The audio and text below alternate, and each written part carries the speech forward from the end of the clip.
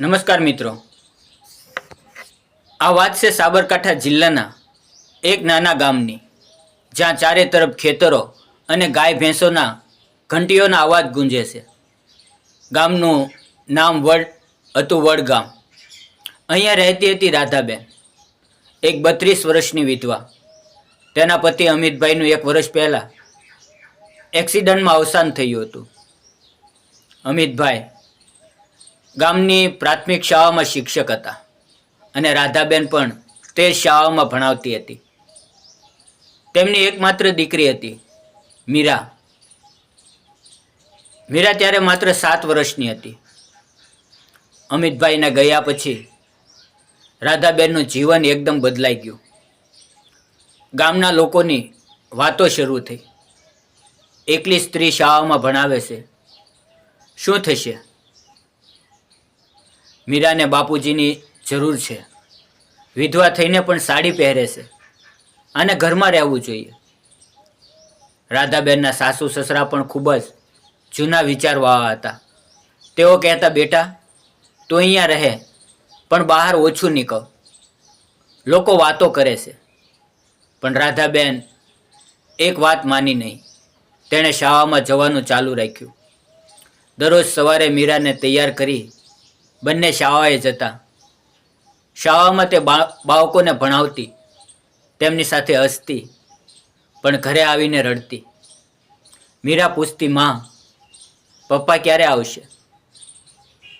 રાધાબેન માત્ર હસીને કહેતી, પપ્પા તારા દિલમાં છે બેટા. મિત્રો, ગામમાં એક બીજો શિક્ષક હતો, કમલેશભાઈ.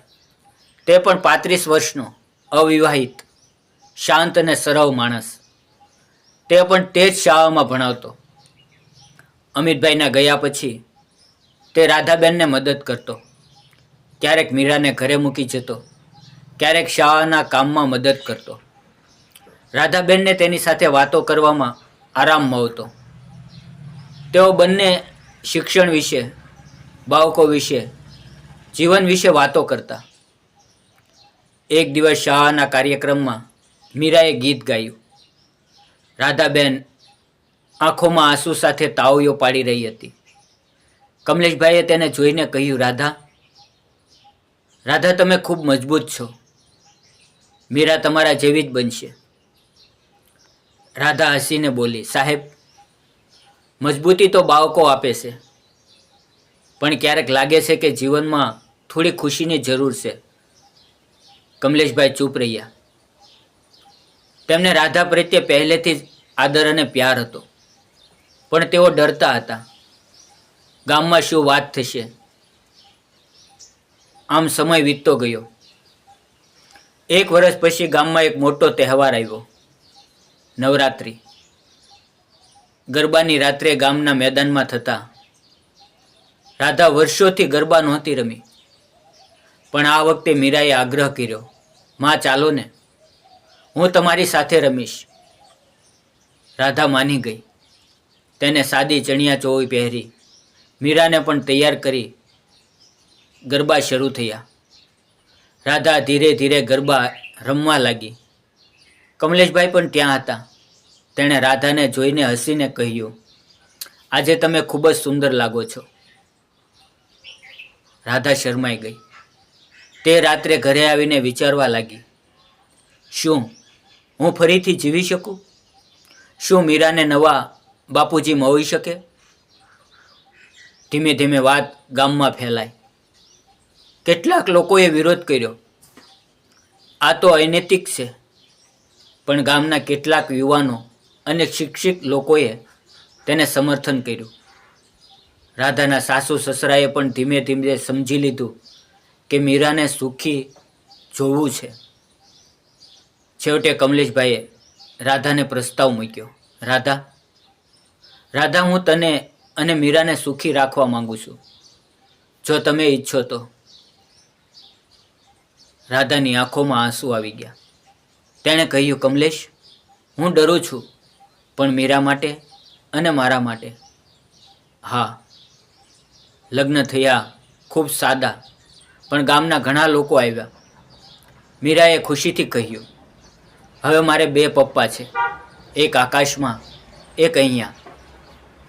આજે રાધા અને કમલેશ સાથે રહે છે. મીરા મોટી થઈ રહી છે, શાળામાં પ્રથમ આવે છે.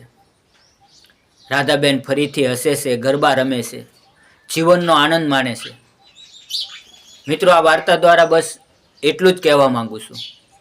વિધવા સ્ત્રીઓને પણ જીવન જીવવાનો, પ્યાર કરવાનો અને નવી શરૂઆત કરવાનો પૂરો અધિકાર છે. સમાજના જૂના રિવાજોને કારણે ઘણી સ્ત્રીઓ એકલી રહે છે, પણ જ્યારે પરિવાર અને ગામ સમર્થન આપે તો જીવન ફરીથી રંગીન બને છે. જો તમારી આસપાસ કોઈ એવી સ્ત્રી હોય તો તેને હિંમત આપો, તેને જીવવા દો, કારણ કે ખુશી કોઈ ઉંમર કે સ્થિતિને નથી જોતી. મિત્રો, વિડીયો પસંદ આવ્યો હોય તો વિડીયોને લાઈક કરજો, ચેનલને સબસ્ક્રાઈબ કરજો અને બેલ આઇકન દબાવી દેજો. ફરી મળશું એક નવી હૃદયસ્પર્શી વાર્તા સાથે. ત્યાં સુધી આવજો. મિત્રો, વાર્તામાં આવેલા નામ, પાત્ર અને ઘટનાઓ ફક્ત કાલ્પનિક છે. તેનો કોઈ પણ વ્યક્તિ, જાતિ કે ધર્મ સાથે સંબંધ નથી. આ ફક્ત મનોરંજન અને સકારાત્મક સંદેશ આપવા માટે બનાવેલી છે. વિડીયો પૂરો જોવા બદલ આપ સૌ મિત્રોનો ધન્યવાદ. મિત્રો.